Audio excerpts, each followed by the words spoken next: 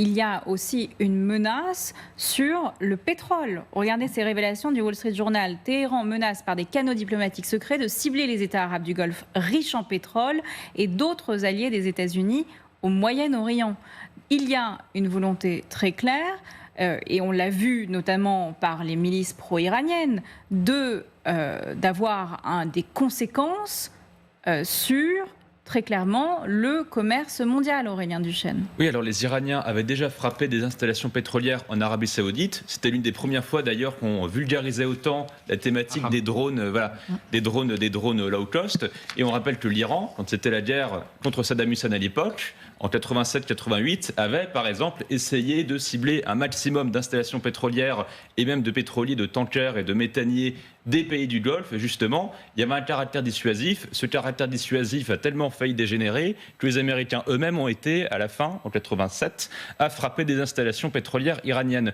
Et il y a enfin peut-être d'ailleurs ce qui joue dans la volonté de Joe Biden quand il a expliqué qu'il ne voulait pas ou qu'il voulait qu'Israël ait d'autres options que de frapper les installations pétrolières iraniennes.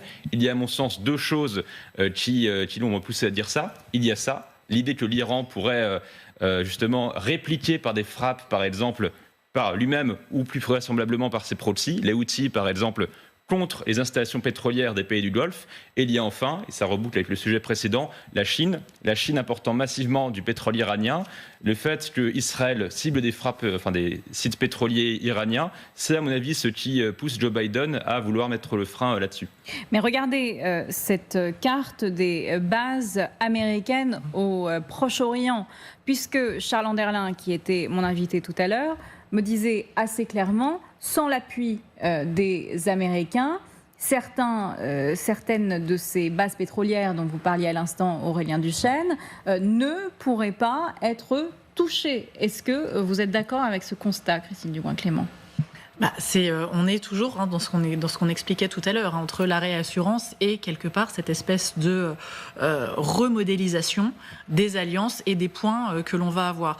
Et ce qui est je trouve, en tout cas particulièrement intéressant, c'est qu'on a des acteurs qui finalement attendent un petit peu que la poussière retombe sur ce qui se passe, dont les Saoudiens qui restent en tout cas assez en retrait, au moins sur une approche déclarative. Donc ça, c'est des points qui vont être assez important là-dessus. Quand on parlait de frappe aussi, dans les différentes possibilités que l'on aurait sur le côté israélien, c'est de faire de la frappe qui soit extrêmement démonstrative, donc effectivement tout ce qui serait pétrolier, ou sur des éléments qui seraient stratégiques. On pourrait avoir du balistique, on pourrait avoir éventuellement certains des sites nucléaires potentiellement, alors pas forcément tous, mais certains de ces sites-là, voire des sites qui sont utilisés dans tout ce qui est du domaine du spatial. Donc ça, c'est des choses qui pourraient être envisagées, tout en sachant qu'on a quand même un gros intérêt, et là on retourne sur une vieille histoire quelque part entre l'Iran et Israël, c'est d'essayer, pour les Iraniens, d'essayer de faire cette espèce de gros corridor Iran, Irak, Syrie et puis Liban, alors pour plusieurs raisons. Alors on va penser évidemment à ravitailler les populations chiites, à soutenir le Hezbollah aussi, mais on avait aussi à terme potentiellement un export par oléoduc.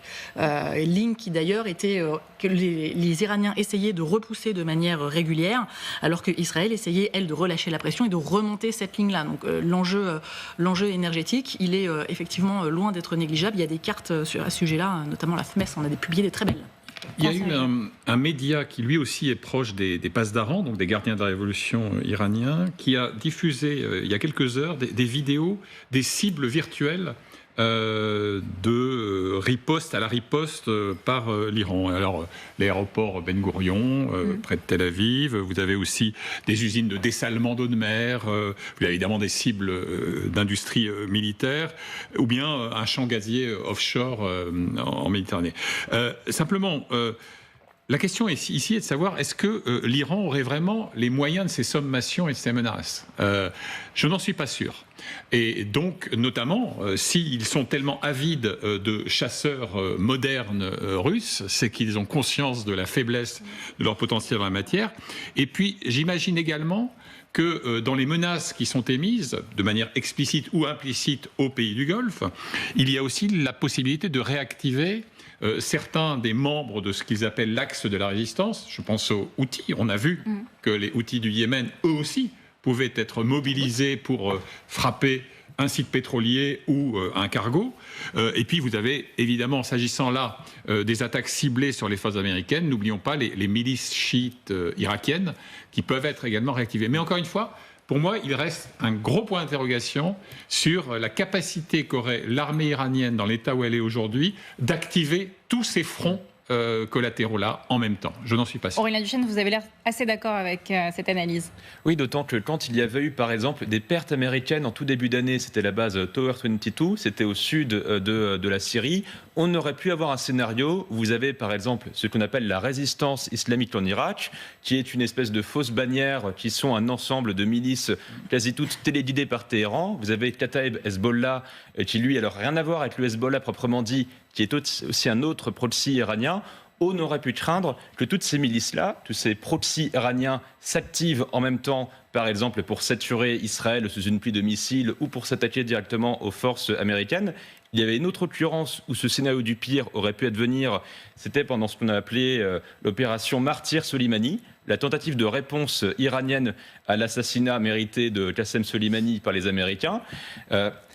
Le fait que ça ne soit pas advenu dans ces deux fois, ça crédibilise le fait qu'il ne se passera rien. Cela dit, quand vous regardez qui dirige le commandement central américain, c'est-à-dire les forces américaines de la région, Michael Kouria, ce genre de personnalité, il faut les surveiller de près. Pourquoi ?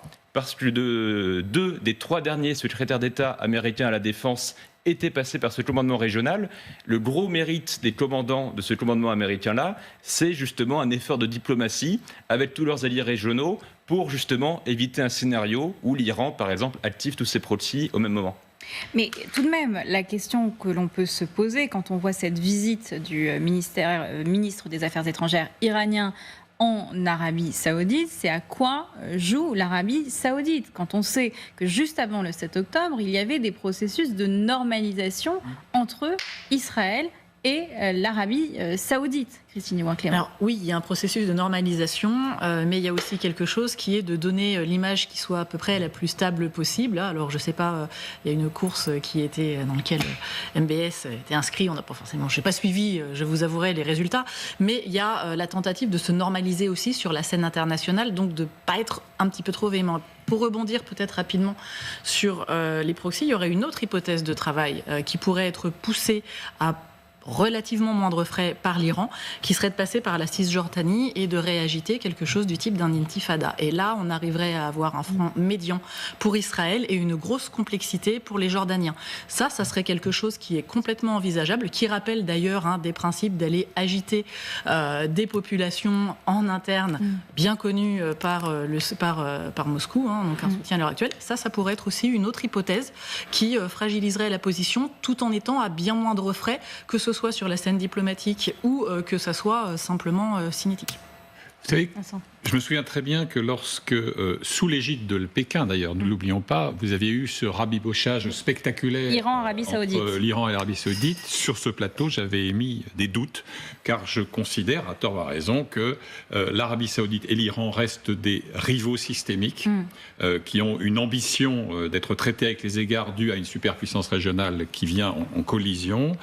Et au fond, l'Arabie Saoudite d'aujourd'hui, celle de demain, celle de Mohamed Ben Salman, elle hésite entre 2 systèmes d'alliance. En réalité, le vrai projet de MBS, c'était une normalisation qui dit ou pas son nom avec Israël.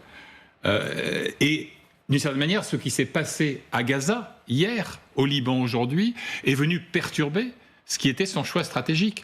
C'est la raison pour laquelle je ne crois absolument pas à la pérennité d'une alliance entre les wahhabites saoudiens et les chiites de Téhéran.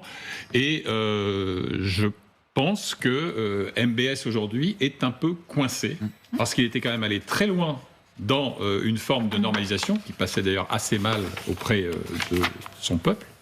Et que maintenant, il est contraint effectivement de prendre à nouveau ses distances, et que tout le marché qui avait été passé avec les États-Unis, normalisation contre eux, etc., la ceinture de sécurité anti-iranienne, tout ça est en train quand même un peu de se déliter.